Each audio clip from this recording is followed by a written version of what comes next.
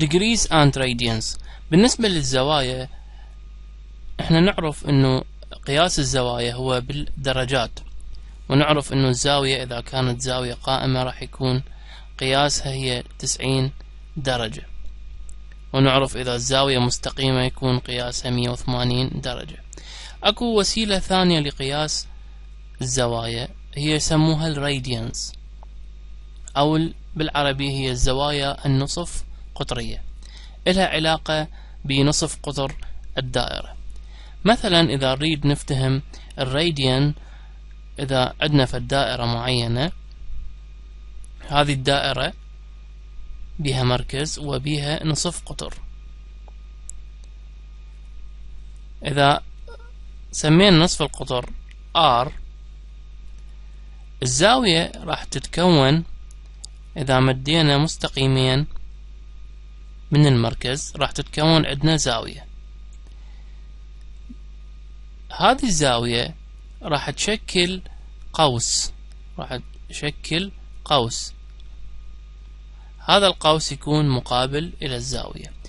يقولون إذا هذا القوس كان قياسه R، يعني شنو؟ يعني هذا القوس اللي شكلته هاي الزاوية، خلينا نسمي هاي الزاوية ثيتا، هذا القوس اللي شكلته الزاوية ثيتا قياسه R، يعني نفس قياس نصف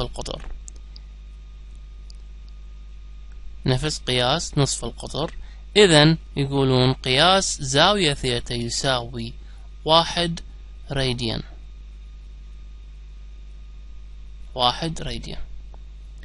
فهذه وحدة القياس 1 راديان. ايش وقت تتكون هذه الزاوية اللي قياسها 1 راديان؟ تتكون من يكون نصف القطر يساوي طول هذا القوس اللي يشكله هذه الزاوية. وطبعا بالنسبة للزاوية المستقيمة راح يكون قياسها الزاوية المستقيمة اللي هي تكون 180 درجة بالديجري. بالراديان تكون قياسها باي، هاي الزاوية كلها قياسها باي اللي هي النسبة الثابتة اللي هي تساوي الباي تساوي 3 راديان. يعني إذا كان هذا القياس مضبوط فإذا أكو زاوية ثانية راح تكون بنفس إذا هذا القوس حيساوي هذا القوس، وأكو قوس ثالث راح يكون هنا تقريبا، فهي تقريبا الباي هي 3 راديان 0.1، لأن احنا نعرف أن النسبة الثابتة تساوي 3.14 إلى ما لا نهاية. فإذا الباي يساوي 3 راديان، إذا هاي كانت عبارة عن 1 راديان، هاي 2، هاي 3، ويبقى 0.14 إلى آخره. فإذا احنا راح نعرف أنه هذه الزاوية المستقيمة اللي هي 180 ديجري تساوي باي، والزاوية الكاملة بالدائرة احنا نعرف إذا هذا باي فالنصف الثاني راح يكون باي، فالزاوية الكاملة راح تكون 2 باي، واحنا نعرف أنه الزاوية الكاملة هي تساوي 360 درجة.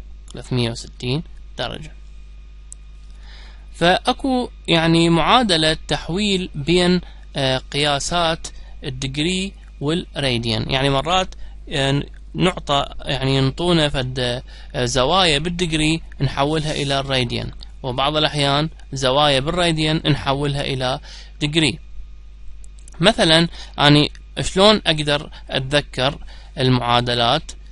عن طريق هذه الزوايا. مثلا أنا أعرف أنه الباي هي 180، الباي راديان هي 180 درجة، وال2 باي هي 360 درجة.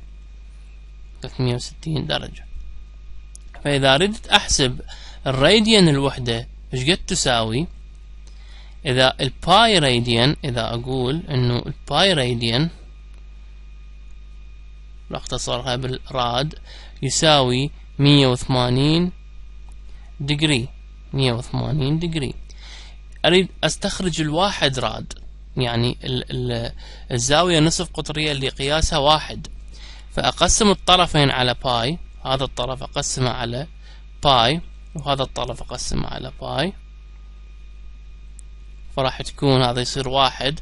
إذن 1 راديان يساوي 180 على باي ديجري.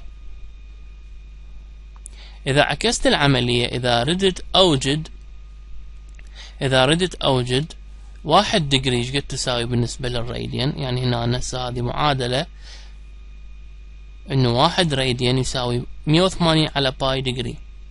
هاي المعادلة راح تفيدني بالتحويل. إذا ردت أحسب بالعكس، ردت أحسب عن طريق هذا القانون، ردت أحسب 1 ديجري، أنا أعرف إنه الباي راديان تساوي 180 ديجري. بس مجرد نحفظ هذه المعادلة. أريد أحسب 1 ديجري ايش قد تساوي؟ راح أقسم، إذا أريد أحسب 1 ديجري أقسم على 180 حتى يبقى لي 1. قسم الطرفين على 180. إذن 1 ديجري يساوي باي على 180 راديان. باي على 180 راديان. هذه هي المعادلة الثانية اللي راح نستفاد من عندها بالتحويل.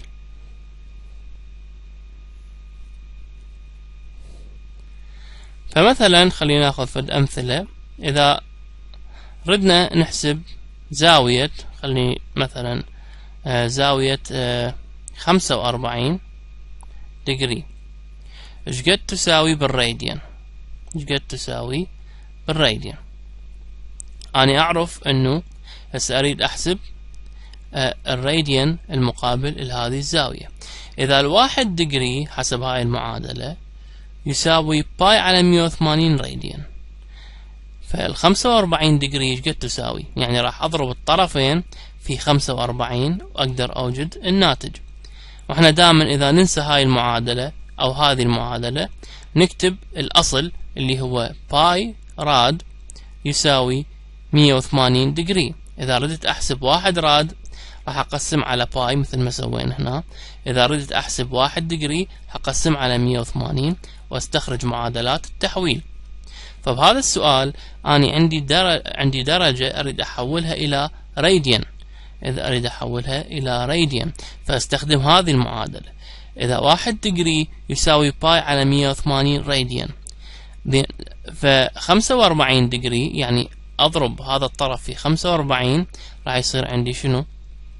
راح يصير عندي 45 ديجري، أو إذا أكتب الديجري كتابة، هذا الطرف ضربته في 45 وهذا الطرف أحتاج أضربه في 45 حتى تتعادل المعادلة. فراح يصير 45 باي على 180 راد ويساوي هنا ال 45 تقبل، يعني ال 180 تقبل قسمة على 45، هذه بيها 1 هذه بيها 4، لأن 4 في 45 يساوي 180. إذن يساوي باي على 4 راديان. معناته حولنا الزاوية 45 من ديجري، 45 ديجري تساوي باي على 4 راديان. مثلا إذا أردت أحول الباي على 2، هذه بالراديان، أريد أحولها إلى إيش قد تساوي بالديجري، إيش قد تساوي بالديجري. فأكتب المعادلة الأساسية باي يساوي 180. ما دام أريد أحسب، أريد أطلع الواحد راد، إذا أقسم الطرفين على باي راح أقدر أستخرج معادلة التحويل. إذا الواحد راديان يساوي 180 على باي ديجري، باي على 2 راديان إيش قد يساوي بالديجري؟ أضرب الطرفين في باي على 2. إذن أقول باي على 2 راديان يساوي 180 على باي حسب معادلة التحويل في باي على 2. ليش؟ لأنه ضربت الطرفين في باي على 2، لأن الطرفين متساويات ديجري. ديجري، هذا الباي راح يروح. 180 بيها 1 على 2 بيها 1 على 2 بيها 90. إذا الباي على 2 راديان راح يساوي 90 درجة. باي على 2 يساوي 90 درجة. بهاي الطريقة احنا نقدر نحول بين الراديان وبين الديجري. مثلا خلينا ناخذ 30،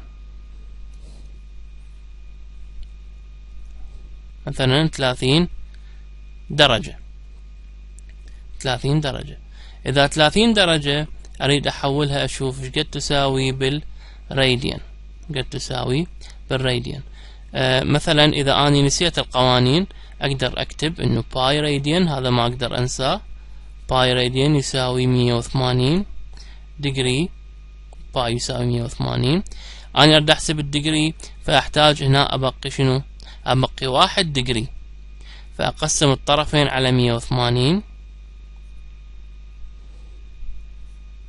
فإذا 1 ديجري يساوي باي على 180 راديان.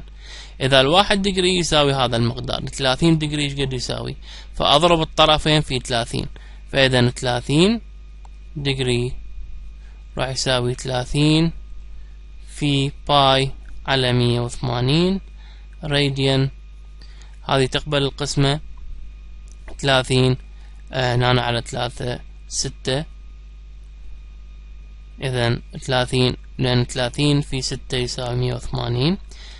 إذا 30 ديجري راح تساوي باي على 6 راديان. 30 هي تساوي باي على 6 بالنسبة للقياس النصف قطري. مثلا إذا أريد أستخدم الكالكوليتر اللي موجودة بالويندوز، إذا أردت أحسب مثلا ساين 30 أريد أحسب الساين. ساين 30 هو نص. إذا أردت أحسب ساين الباي على 6، احنا قلنا الباي على 6 هي تقابل 30.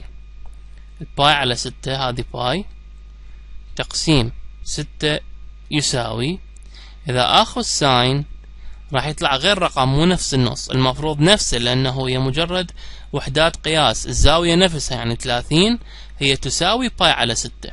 فهنا لازم ننتبه انه هنا عندي بالكالكوليتر اكو ديجريز واكو راديانز، فمن اريد احسب ديجريز استخدم 30، من اريد احسب ساين الباي على 6 لازم احوله على الراديانز حتى تطلع نفس النتيجة. مثلا 30 هي قياسها بالديجريز، فاذا اني الاختيار على الديجري اذا احسب ساين هو نص. هسه من اريد احسب باي على 6 لازم اول شيء احول على الراديان،